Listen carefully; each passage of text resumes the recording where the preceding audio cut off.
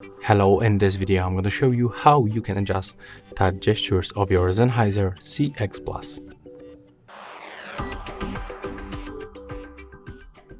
So to do this, you have to open the Sennheiser application and select your earbuds. Next you have to scroll down.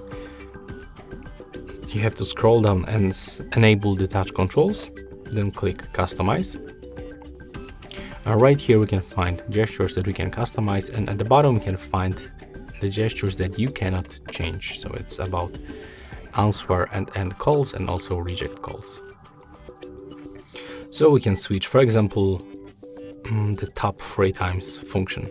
So currently we can turn on the noise cancellation by tapping 3 times on the left, but I'm gonna change it and turn on the voice assistant.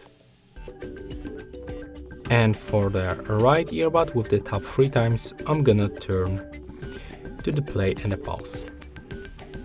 And that's how we can do this also with the tap twice, once, and the hold function. Right here we can add, for example, volume up for the left and volume down for the right. After that you can just simply go back, and that's how we can do this. So hope you like it.